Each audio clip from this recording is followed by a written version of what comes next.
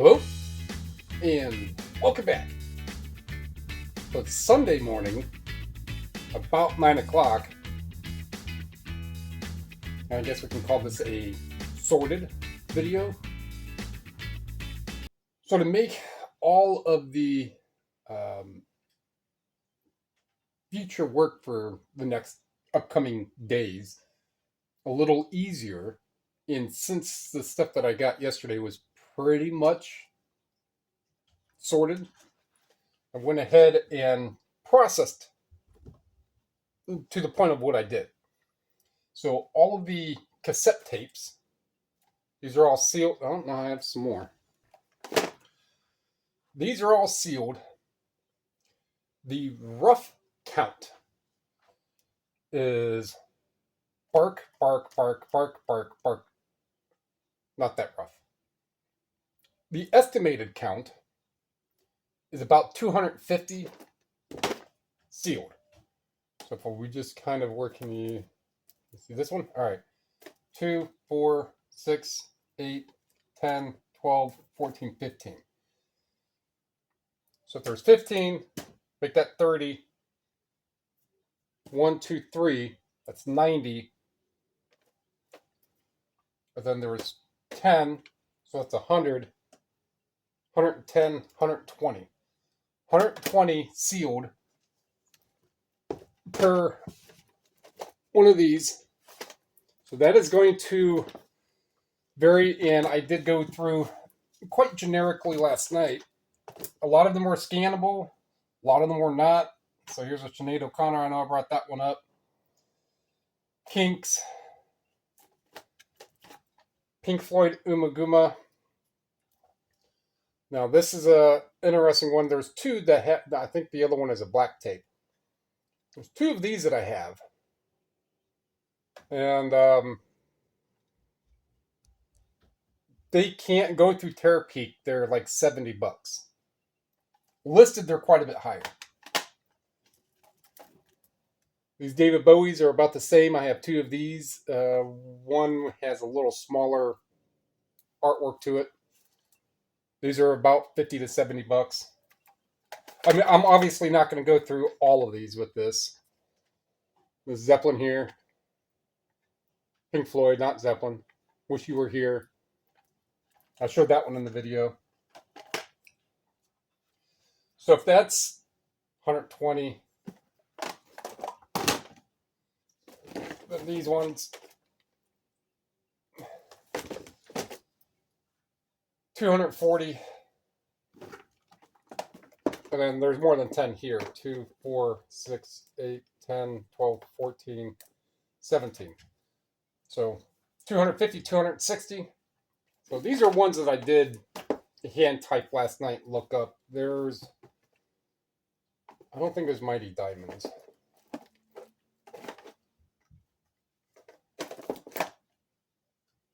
There was in here, maybe it was just Mission Children.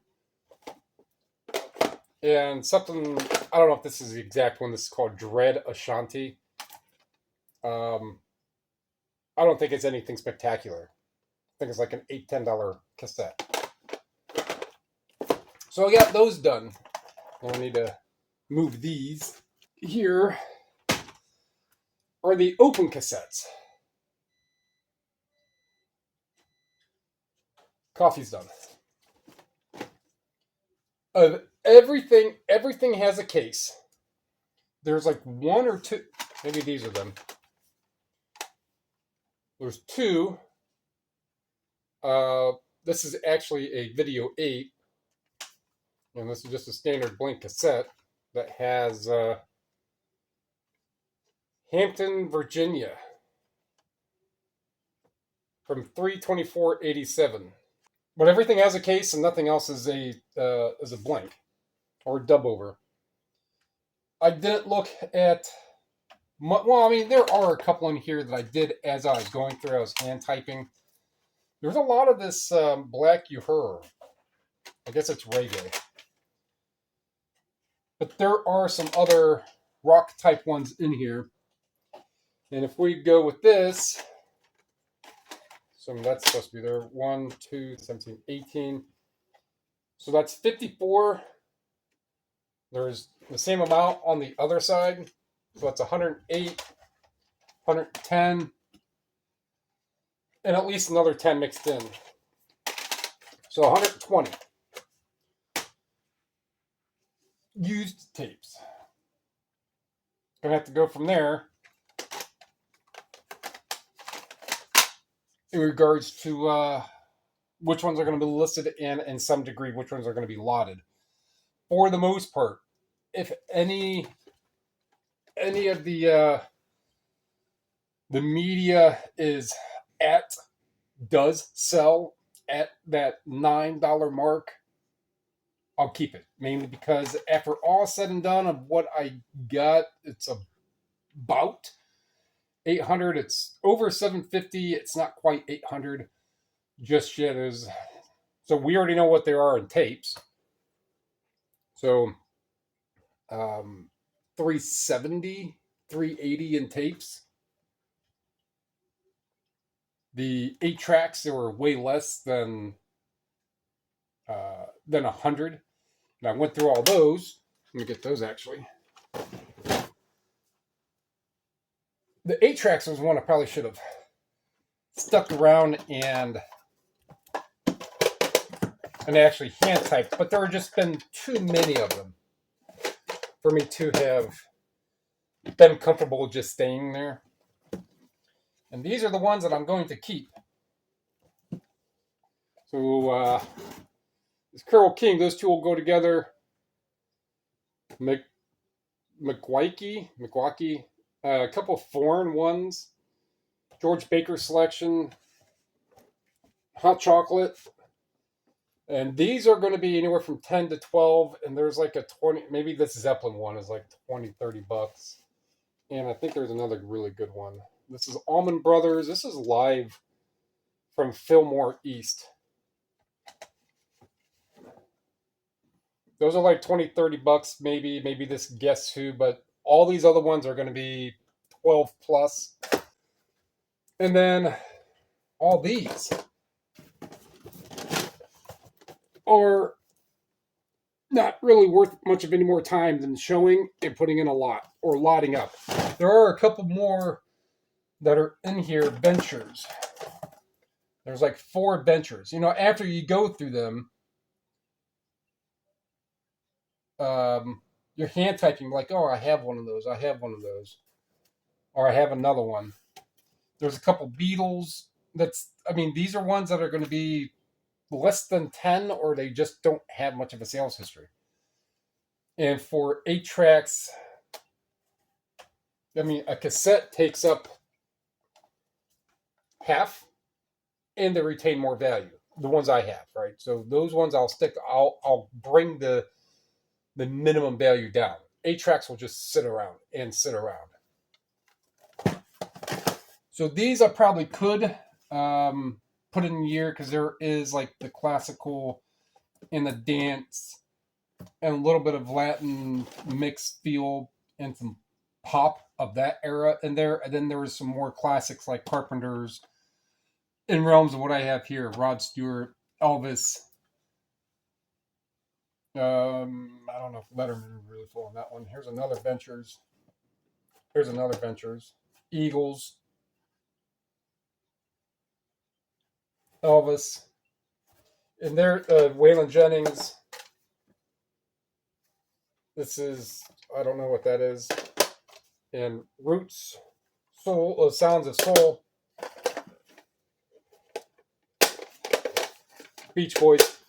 So I might be able to get those into like 3 different lots. And I already have like another David Bowie that's listed. What else is in there? George Harrison, George Michael, or Michael Jackson. And there's like some Folk Fest. Then I have another sealed one by, I don't know the artist, and that not off the top of my head. And then a really, really good condition, very different, very strange Jimi Hendrix 8-track.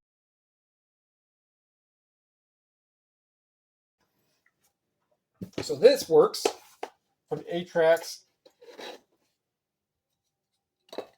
For the 8 tracks that I have listed, everything can go neatly in this. All right. So 8-track Fever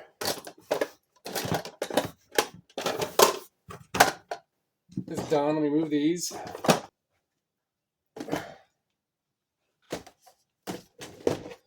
These are the CDs, and all these got scanned.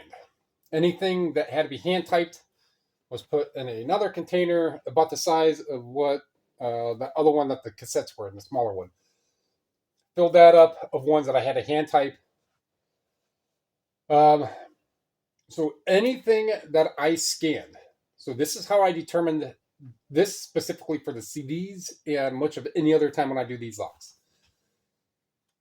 I'll hit the scan. I have it locked for United States, price lowest first, buy it now. So I scan, and if a price was $7-8 minimum, the first 5, if it falls within that, I'll just do one quick scroll tool. Now what's showing is maybe listing 10 to 12, 15. If they're within that double digit range, $10, $12, $15 on the 15th at the most, then I'll really go in and I will hit, and it doesn't have to play. There could just be 5 listed, right? And if any of them are double digit out of that 5, I'm going to go to solds and I'm going to see if just by scan, if they have sold for that over $10, maybe not. Again, most of these are all going to be, nothing's really going to have to go insured and faster delivery. And if it's going to be insured, they're going to be $35, $40 or more. And this and all that. But so if they did not have a good enough lower end value, they got put in a box, which is already all set. So that has probably about 20 something things that I already had before. And the rest are CDs. So I went through all of them.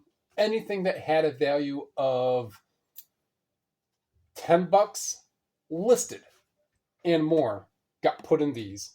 Anything that was pretty much less than 10, and most of the time when you're scanning like that, it's not going to be, the majority are going to be $9, $10.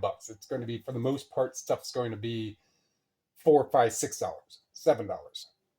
There wasn't really a whole lot out of the entire mix. Maybe another 80 to 100. I mean, that's still a lot of CDs, but it really wasn't a lot for considering what I got. So these ones have not been sorted by sealed or open or ex-library or anything. That's just the easier way in how I do it. That way you're not changing condition. That way when you have stuff that's you already have pictures of it, and however you're plucking it from the next one to do the next one, you don't have to change category. You don't have to open it up and look at the CD again to really ensure that you're putting in the listing if there's any scuffs or scratches. It's just, you get that one, you find out what you need to, list it, and you grab the next new one. And then I will go by anything that's multi-disc, but when I am processing to sort these by new and open, that's when I'll also try to find any of the multi-disc. And usually you can tell by weight. This one is not a multi-disc, but it feels like it weight-wise. I don't think it's multi-disc. If it is, it just proves my point of what I just said. No, 13 tracks. So what's in these total? Well, they're all filled a little differently. Why that is, I don't know. I probably just got done with putting them in containers, and I was like, that's it. They got put to where they need to be for now. I'll fix it all later, like I am now, I suppose. All right. Well, that way this makes it easier to get an idea. Get those out of there. Get those out of there. I'm just taking those out because they are a tad wider, which then makes it storing these other ones a tad more difficult.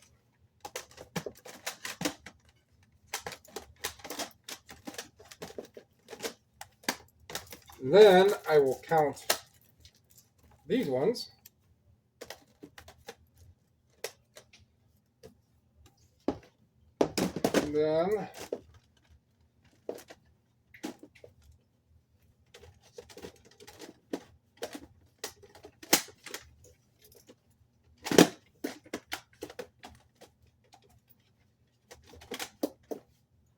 because all these containers are the same.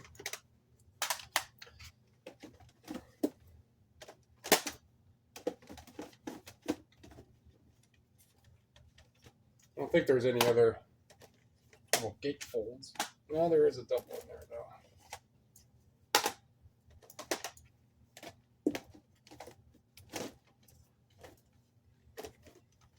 And that fits almost correct.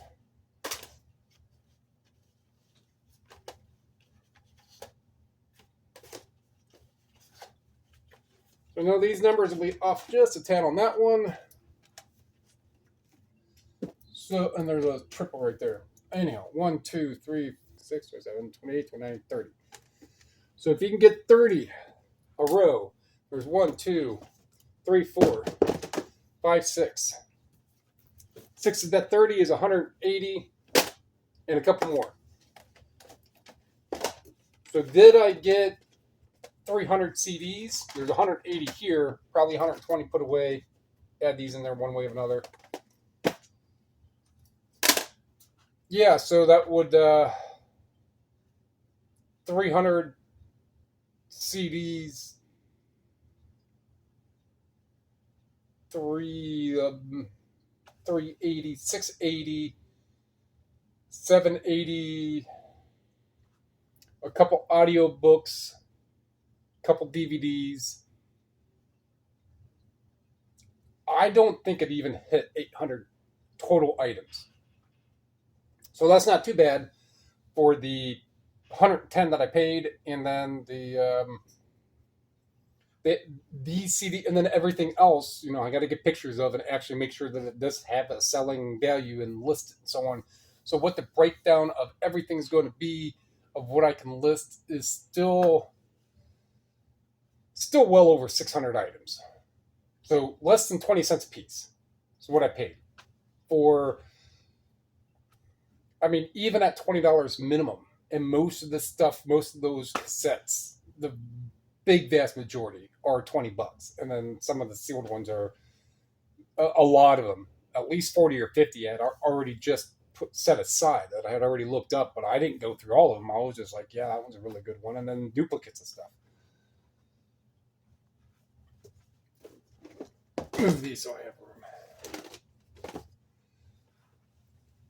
So now, here in a little bit, maybe a little over an hour, go drop that box of CDs and a little bit of DVDs that are in it off at the exchange, and then the sale is right up off 91. And so where VOA is, the exchange is right next, 2 businesses down, and then you leave that, and then you take a right on one road, and then you take a right, and you're on 91. I mean, literally right-hand turn.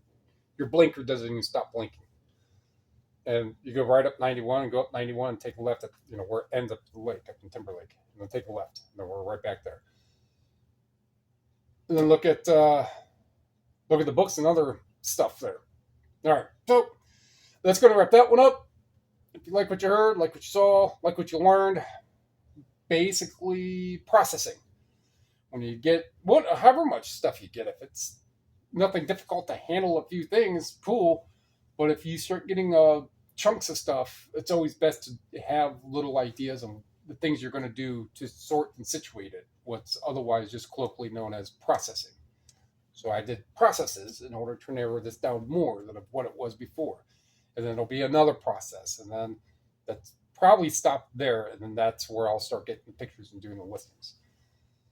So anything you're going up, comment down below, subscribe, share, those are all free. They help me help you, so we can all help other people learn about buying physical media to sell on eBay. Appreciate it. Thank you.